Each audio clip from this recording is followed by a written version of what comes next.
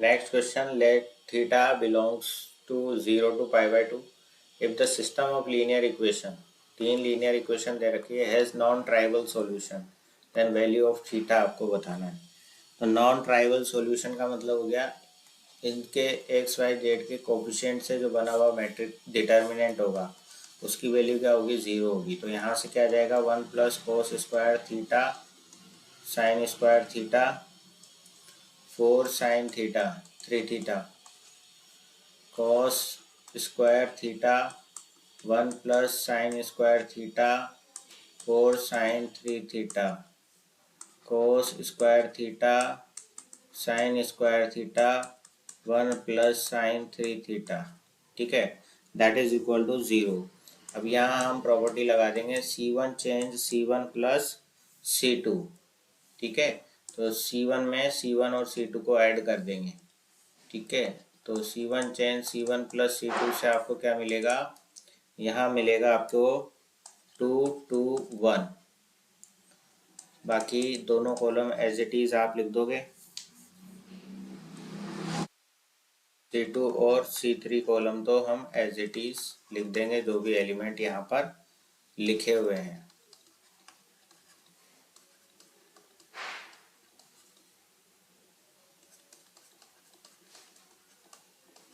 ठीक है, that is equal to 0।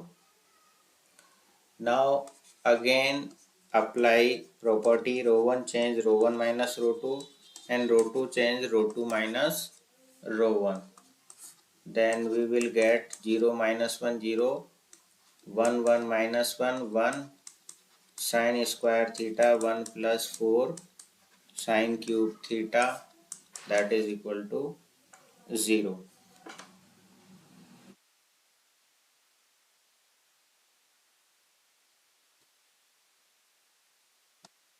तो यहाँ पर आ जाएगा 4 sin 3 theta is equal to -2।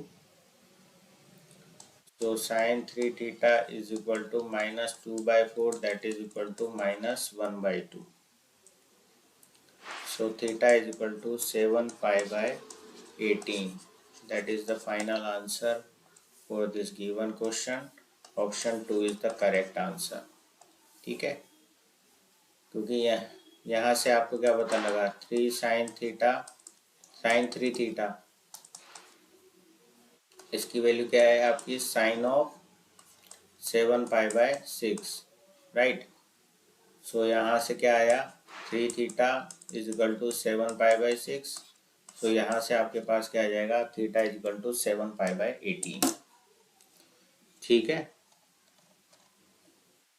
इस तरीके से इस क्वेश्चन को आपको सॉल्व करना है। Now we will discuss next question। If the system of linear equation, तीन linear equation दे रखी है, has infinite many solution, then alpha plus beta minus alpha beta is equal। Now we will discuss next question। If the system of the linear equation, three linear equations has the infinite many solution, then alpha plus beta minus alpha beta is equal to। Infinite many solution के लिए D0 होगा आपका, D1 D2 D3 ये भी 0 होगा। तो कोई भी एक ले लो D1 और एक D ले लो, D इज इक्वल टू 0 ले लो, उससे आपका काम हो जाएगा। तो D आपका यहाँ पर है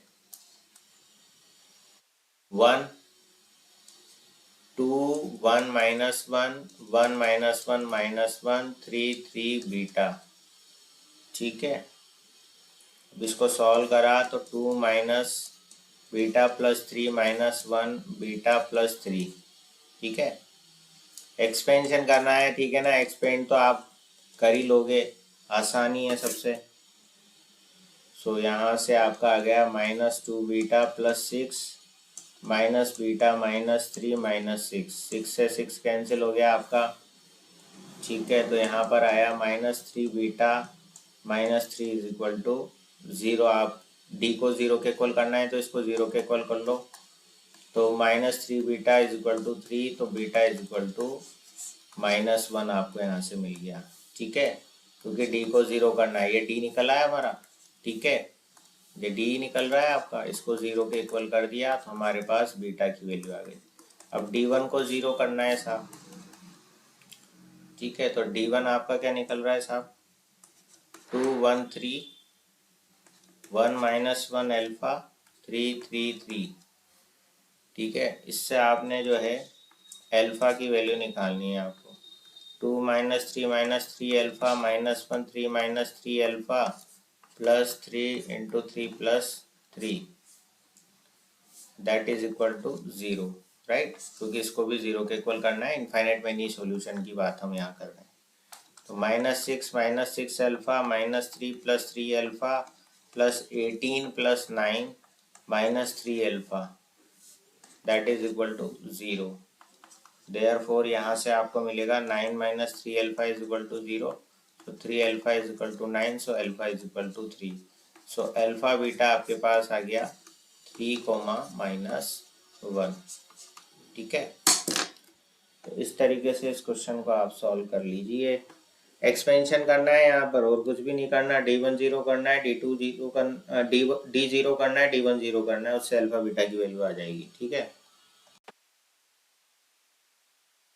तो यहाँ पर अल्फा की वैल्यू आई है 3 और बीटा की वैल्यू आई है -1, तो ये वैल्यूज यहाँ पुट करो, 3 -1